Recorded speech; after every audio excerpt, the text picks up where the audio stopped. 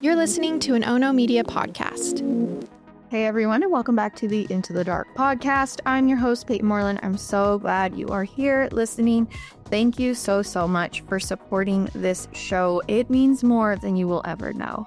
Jumping straight into my 10 seconds this week, I finally started streaming Fortnite again over on my Twitch channel. So if you are interested in maybe playing with me or just like hanging out and chatting, go over there. That's where I do it. It's genuinely one of the best parts of my day. I also found out that Daisy's mommy just had more puppies. She lives on a farm and she just had more puppies. And so I'm going to go just pet them and hold them when they're old enough. I'm not going to bring Daisy because I don't want to, traumatize her just in case there is. I think she probably would remember. And I just don't want her to be sad or scared or overstimulated. Oh, it's so sad, actually, when you think about it. But so I'm going to get to hold puppies this week. I'm so excited. But that's about it. So that being said, let's get into today's episode. So no matter how much we learn about the world, how many scientific studies we conduct, or how many natural phenomena we get to observe, we can never know everything. There are a lot of unsolved mysteries in life, which honestly is pretty cool. Don't get me wrong. It's not fun to want to know something and to be told nobody has figured out the answer to that. But sometimes those gaps in our knowledge can feel almost magical. Like if we don't know the truth, then almost anything is possible. Even ideas that would feel outlandish in another context. For example, there are a lot of people who don't believe in ghosts or the afterlife.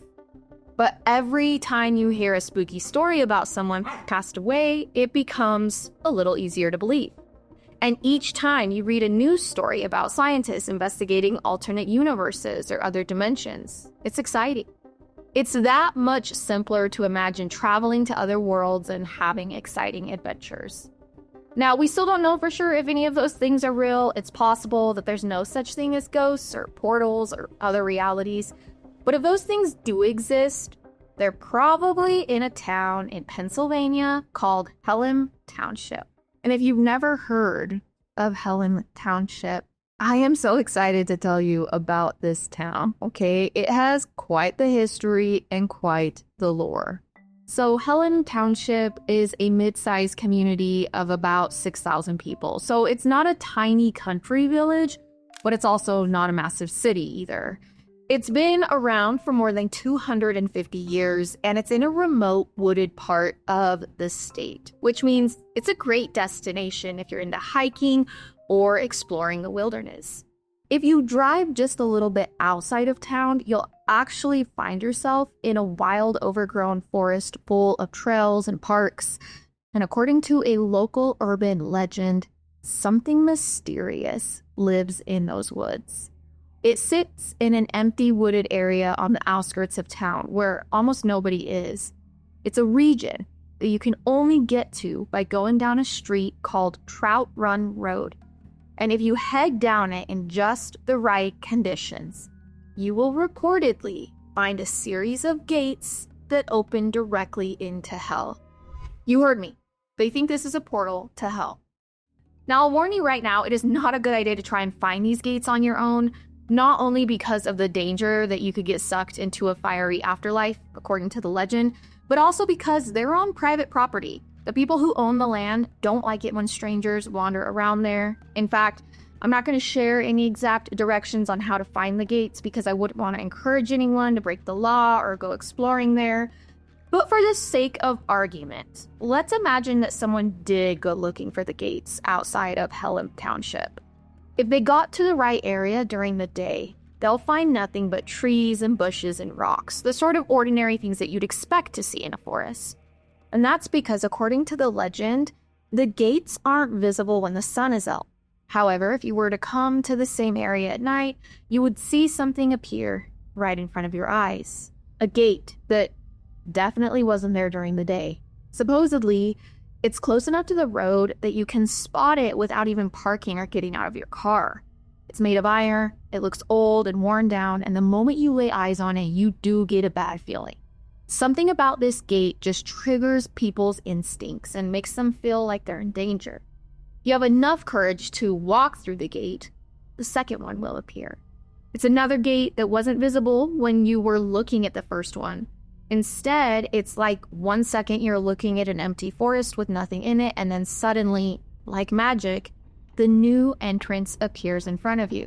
And if you go through the second, you'll see a third, then there's a fourth and a fifth, all appearing out of nowhere and in a very specific order. Now, the ground in this area is very hilly, and the whole walk from the first to the last gate is uphill. And the further you get through the gates, the more you'll notice strange sounds and sensations. Many people in real life who've walked this path report seeing shadowy figures. They look like ghosts in that they're not totally solid, but they never hold still long enough for anyone to get a good look at them. You also might hear tortured screams in the distance, or you could smell ash and smoke like something is burning nearby. Plus, the lighting might change and shift as you pass through each gate. No matter how bright the moon was when you started, or whether you're carrying a flashlight, the pathway does get darker with each step. It's harder to see what's going on around you. And the really creepy thing is that if you keep going through the gates, all of those sensations will get stronger, meaning the screams get louder, the burning scent gets more intense, the lights get darker, and so on. I have to imagine that if you are experiencing this, which a lot of people have said they have, this is terrifying. In fact, according to legend, a lot of people have tried to walk through all of the gates just to chicken out before they reach the fifth one. The screams and the shadowy figures are too scary, so they actually give up, they run back to their cars. The problem is that after you do manage to get through gate 5, I don't know what happens after that point. If the legends in this area are to be believed, no one has ever gone through it and then lived to tell the tale. Supposedly, there are 2 more gates after that, a 6th and a 7th one. And the story goes that the 7th and final one opens into hell itself. And anyone who makes it that far is doomed to spend all of eternity in a lake of fire. It's literally a portal. Now you might be thinking, okay, Payton, if nobody has ever made it past the 5th gate and survived, then how could anyone even know what's at the 6th and 7th ones? How could anyone possibly confirm that this pathway ends in hell? Well, rumor goes that the gates used to be there. They used to be physical, as in they were made of iron, and they existed here in the real world all of the time, not just at night. But then something happened that was so traumatic and unsettling, it transformed the land and the gates into something supernatural. It became a portal at some point in history. And of course, that event also ripped open a hole between our world and the afterlife. So as the stories go, the land where the gates now stand actually used to be a mental health facility. In the late 1800s, it was built outside of Hellam Township. Apparently, the doctors and workers in the hospital wanted the building to be pretty far from town. They were concerned about their patients escaping and threatening the locals. So the thought was that everyone would be a lot safer if the facility was deep in the woods and pretty hard to get to. Now, once the asylum was built, the state of Pennsylvania sent all of their worst, most difficult patients to it. Before you knew it, the asylum was packed with murderers, people who had committed assaults, people with violent delusions. The list went on. The nurses and doctors who worked there did their best to treat the patients, at least the best they could according to 19th century standards. Because if you didn't know, people didn't really understand mental health very well in the 1800s, and they weren't very nice to people struggling with mental health. They tried to treat people with remedies that sound pretty barbaric to us today. Lobotomies and electric shock therapy. You just could get away with treating these people inhumanely. Lobotomies and electroshock therapies hadn't even been invented yet, but the treatments that were used were horrible. Some doctors believed they could help people manage panic attacks by tying them up, locking them in tiny cages. Basically, these anxious people were confined in a place that was so small they couldn't sit down or take a single step. Imagine having a panic attack and that being the remedy. They were left there for hours until the doctors thought they were calm enough to be let go. Some medics also believed they could help people feel more mentally stable by spinning them around really fast. All this actually accomplished was making people dizzy and nauseous. And again, these were treatments that some of the best mental health hospitals in the world were using. Plenty of facilities weren't even nice enough to do that. They were run down, understaffed, full of abusive employees, and the conditions were much worse overall. A lot of doctors believed they could use the same treatments for every mental health condition. So they didn't care if you had schizophrenia, anxiety, depression. They would treat everyone exactly the same, even if some remedies helped certain people and hurt others. People who were poor and people with learning disabilities were sometimes lumped in with other patients in these facilities, meaning even though they didn't even have mental health conditions, they were subjected to treatments they didn't need. The doctors and staff just didn't care at this time. It was socially acceptable to not treat these people like humans. Sadly, the hospital outside of Hellam Township was in this category. It was one of the bad ones. In fact, it was a terrible place for the patients and the staff alike. Things quickly spiraled here. And then, as if things couldn't have been any worse, the asylum caught on fire one night. Stories say it ignited somewhere on the top floors and spread downward. Right away, someone called the local fire department, and the first responders rushed to the scene. But we're talking about a facility that was well outside of town, and these were the days before fire trucks. The firefighters were racing to the hospital in horse-drawn wagons. It took a long time for them to make it there, and by the time they did, it was too late. The entire building was engulfed in flames and beyond saving. Now, legends say many patients died in that fire, especially those whose rooms were in the upper floors. They were locked in those rooms. They didn't have enough time to wake up, get out of bed, and escape the building before the heat and the smoke overtook them. Some patients on the lower floors managed to get outside of the hospital, but now they were facing a new problem. The people of Hellam Township were terrified of these patients. Again, the general public did not have a great understanding of mental health in the 1800s, and a lot of the locals assumed that these residents were very dangerous to be around. So as soon as they began pouring out of the building, the Hellam Township people formed hunting parties. This was their solution. Their top goal was to find the escaped patients and contain them by any means necessary, even if that meant beating or killing helpless, unarmed people. Now, some townsfolk hastily built an iron fence around the entire forest. Their thought was that this would stop patients in the forest from getting away. And then they searched the areas inside the fence, and once they cleared part of it, they built a smaller barrier to separate the areas they knew to be empty from the regions they still needed to search. So basically, there was a huge iron fence with a gate on the outside, and then they built a smaller one inside the first one. And after that, they put up an even smaller fence inside of that one, and so on. The idea was that they were squeezing the escaped inmates into a smaller and smaller space. Each new fence, and there were 7 of them total, cut off more escape routes and more hiding places. And finally, all of the inmates who had escaped the fire were penned up inside the 7th smallest barrier. They were scared. They were outside in their pajamas without shoes or coats, and in some cases, they weren't even sure what was going on due to their mental health struggles. But instead of showing compassion, the townsfolk supposedly got all of these patients into the smallest circle and then beat them to death. Anyone who thought to surrender was handcuffed and locked up until the locals could arrange for them to be sent to a new facility, except only a small number of patients survived the fire and the slaughter. So in other words, if the rumors are true, a horrible injustice was committed that day. Countless people who only wanted treatment and safety were murdered. And it wasn't even because they were trying to escape, they were trying to stay alive. As the story goes, those murdered people's souls remained trapped inside those iron fences. The 7 gates contained their spirits for the rest of eternity. Even after the fences were eventually taken down, the patients' ghosts remained. And that's how the 7 physical iron gates that were in real life turned into magical gates. Local legends also says the fire-filled doorway to hell opened right on the grounds where the asylum had once stood.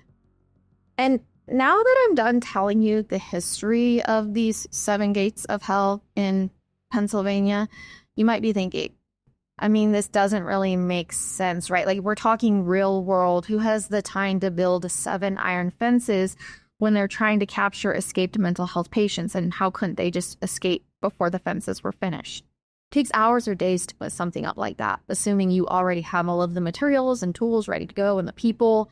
And if everyone was that afraid of the inmates, you'd think they wouldn't want to waste a single second. For that reason alone, I'll be honest, it's kind of hard to accept this story at face value, especially because there's no evidence that there was ever even a mental health hospital anywhere near Hellam Township. There's no record of an asylum fire in the area or of the alleged slaughter of the escaped patients.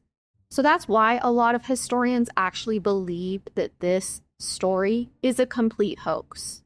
They think it's not true, but it could have been inspired by similar events that did happen. For example, one local historian learned that there used to be a huge mansion outside of town. It never operated as a mental health facility, and it certainly didn't burn down with dozens of people trapped inside.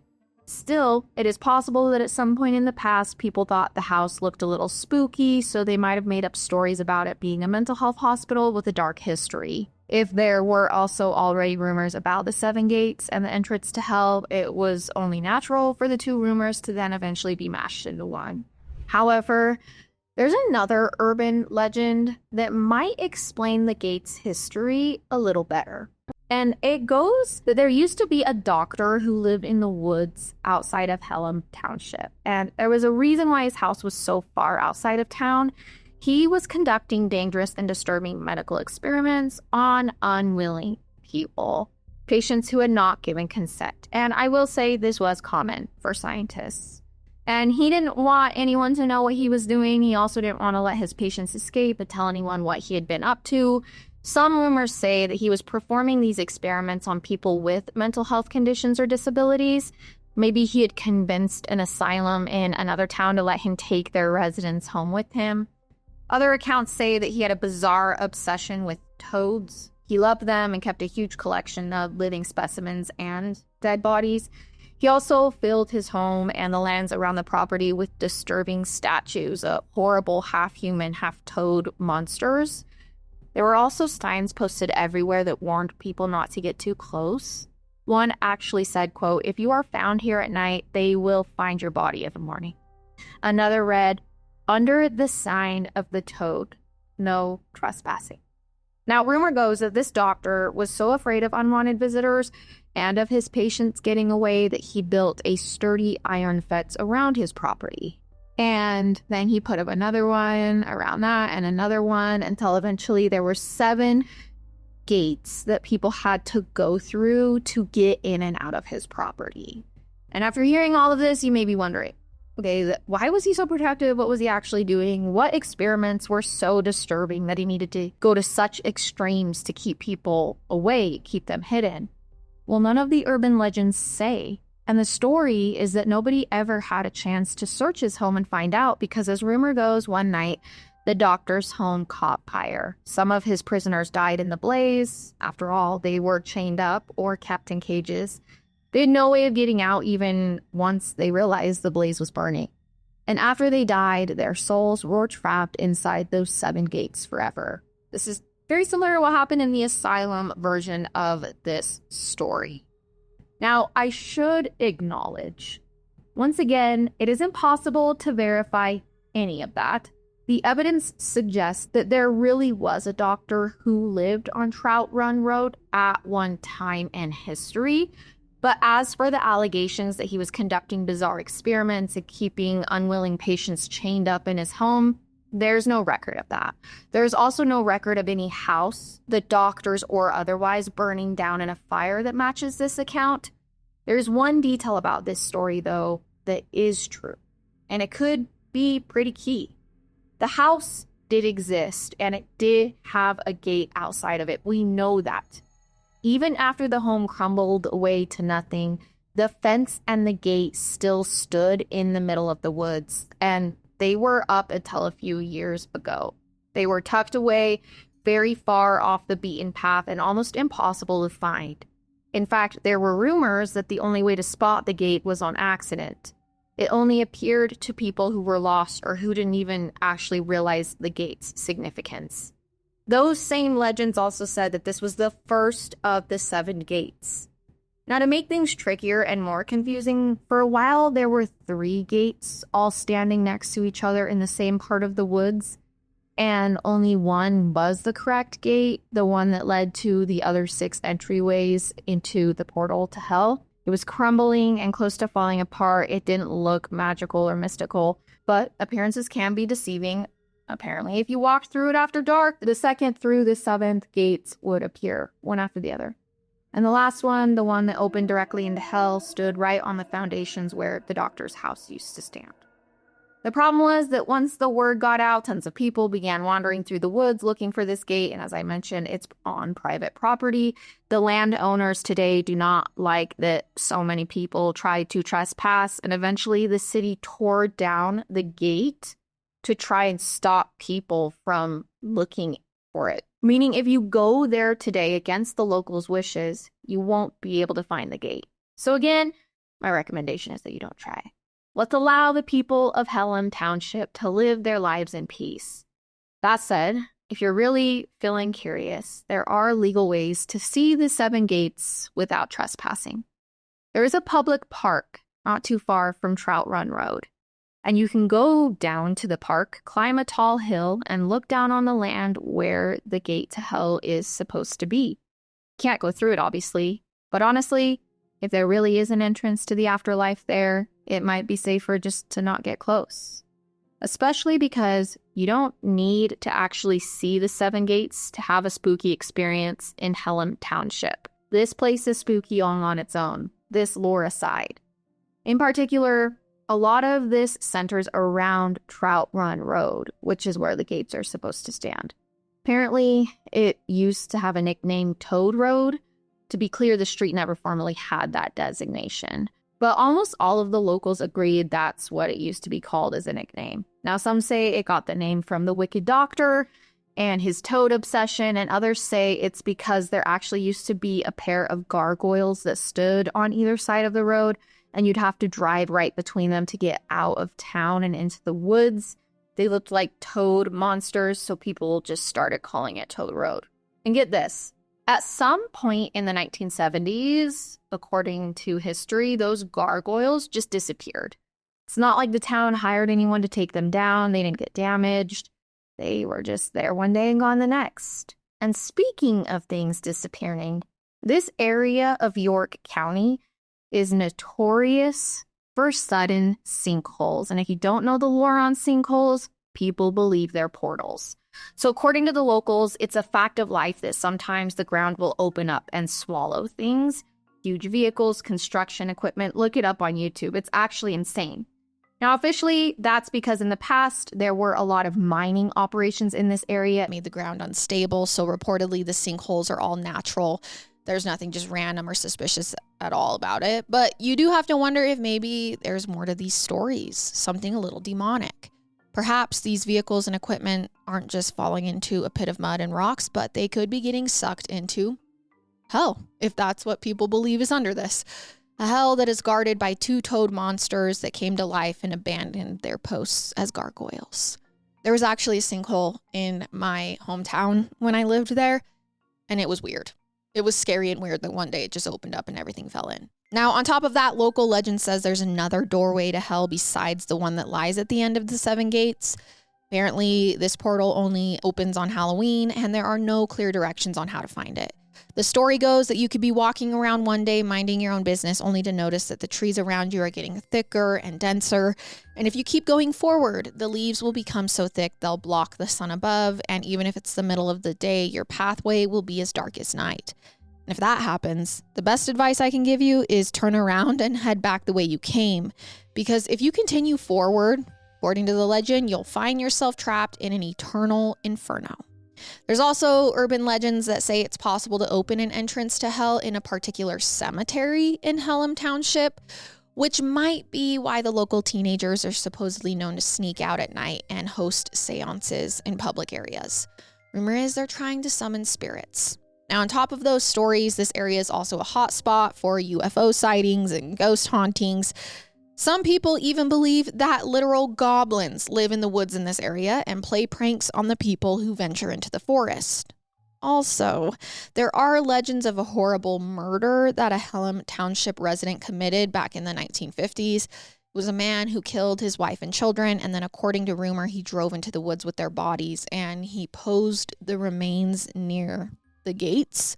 So when the police eventually found the corpses, they were leaning against one of the 7 mystical fences. And those gates had some kind of meaning to the killer. Otherwise, why would he have done this? And it's hard to speculate on exactly what was going through his mind, but of course, rumors will always fly.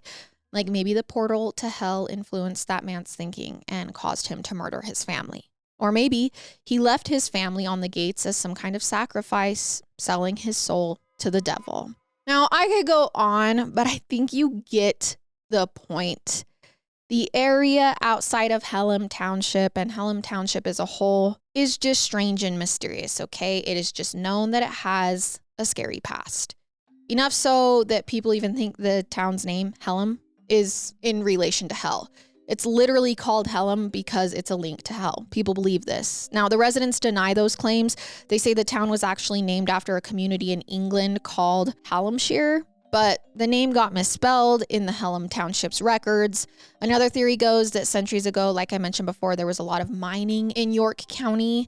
The operations involved opening these huge pits full of smelly sulfur, and they made the air in the region smell like fire and brimstone, so this is where it got the Hellam name. I'll just say it's pretty notable that this small town has so many connections to the afterlife. It's literally like hocus pocus in real life. And between its name, all of the rumors about portals, sinkholes, and the mysterious gargoyles and the gates, it's no surprise that there are a lot of spooky stories and rumors about this area. But there's one account that stands out from the rest. According to one newspaper article, the 7 Gates of Hell are, quote, York County's best-known urban legend. Locals even warn one another not to check their rearview mirrors when they're driving down Trout Run Road. Supposedly, the risk of getting sucked into hell is so high that people won't even check their blind spots on this road. That is in spite of the fact that most of the experts and historians that have looked into this spooky place say there's nothing to this story. There are no gates, no entrance to hell, and nothing supernatural going on. In fact, they say there's a logical explanation for the rumors. Apparently, the woods are full of a lot of trees that have fallen and collapsed. Sometimes if one falls at exactly the right angle, it can look like a gate. And if you're wandering through the woods at night and it's dark enough, you can't see well and you're already scared, well, maybe you see these trees and think that it's a mysterious magical gate that's appeared in front of you. So one rumor is that the 7 gates of hell are just the result of some people's overactive imaginations. Then, as stories spread around the internet, details got added and exaggerated and taken away. It's lore. But then again, that's what officials almost always say when they're discussing something strange and inexplainable. That it's a trick of the light, or people imagining things, or it's just all a rumor or a hoax. The truth is, we probably won't ever know the full truth of the 7 gates and the spooky history, especially so long as they're on private, inaccessible land. However, the stories might have a grain of truth to them, and that notion helps the world feel a little bit more magical. I mean, how can one town for decades all believe the same thing? It is always shocking to me that places like this exist and the public has no idea. I hope that learning about the history of this real place was interesting for you, and that is our episode this week. I will see you next time as we go further into the dark together. Goodbye.